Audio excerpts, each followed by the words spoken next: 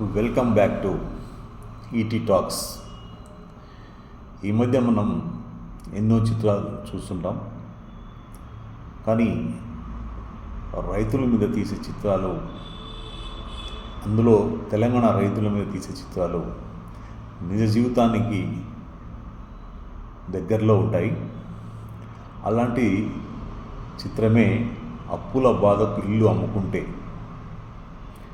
రైతు కూలి జీవితాలపై తీసిన చిత్రం ఇది.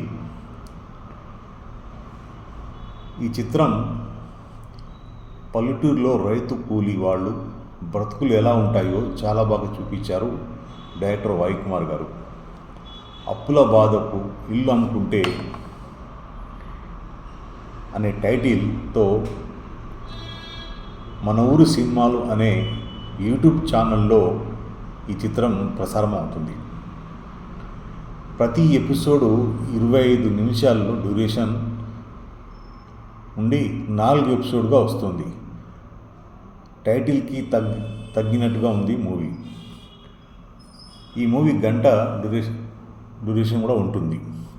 పల్లెటూరులో పేదవారి జీవన శైలిని తెలియపరుస్తూ వాళ్ళ జీవితంలోని ఆటుపోట్లను ఎలా ఉంటాయో మనకు కళ్ళకు కట్టినట్టుగా చూపించారు డైరెక్టర్ వాయుకుమార్. ఈ స్టోరీని నడిపించే విధానంలో సక్సెస్ అయ్యారు.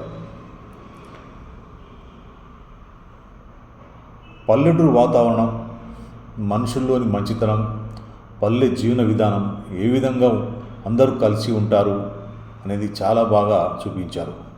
ఒక పేద కూలి రైతు తన ఆరోగ్యం బాగలేకపోతే తనకు తీర్చలేనంత అప్పు అయితే ఆ అప్పు కట్టడానికి అతను ఎదుర్కొంటున్న ఆ సమస్యల నుంచి ఎలా బయటపడాలి, ఆ సమస్యల్ని తీసుకొని ఆ సమస్యని ఆసరిగా తీసుకొని కొంతమంది తనకు ఏ విధంగా అతని వాడుకున్నారు, అతను ఆ సమస్య నుంచి ఎలా బయటపడ్డాడు అనేది కథతో డైరెక్టర్ చాలా బాగా తీశారు డైరెక్టర్. ప్రతి మనసున్న వ్యక్తిని ఈ సినిమా చూడాలి.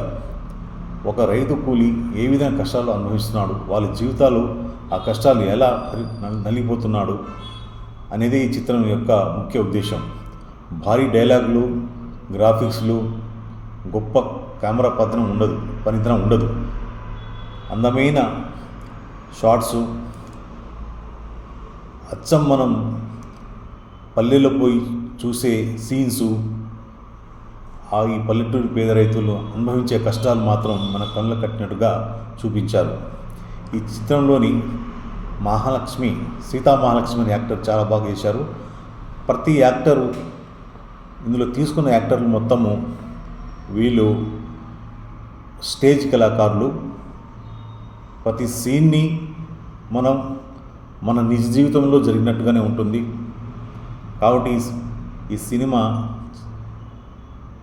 చాలా బాగా యూట్యూబ్ ప్రేక్షకులు దీన్ని చాలా బాగా రిసీవ్ చేసుకుంటున్నారు. ప్రతి సీన్లో మన ఇంట్లో జరిగినట్టుగా, మన ఊర్లో జరిగినట్టుగా ఉంటుంది. కాబట్టి ఈ సినిమా ఈ జనాలు బాగా చూస్తున్నారు. ఇది మన ఊరి సినిమాలు అనే యూట్యూబ్ ఛానల్లో ప్రసారం అవుతుంది.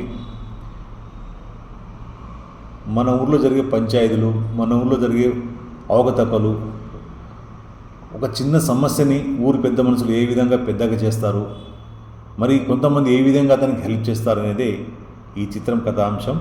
సో ఈ చిత్రం మీకు కనుక నచ్చుతుంది, చూడండి. చూసి ఇలాంటి చిత్రాలు చూసేవారికి సహకరించండి. Thank you.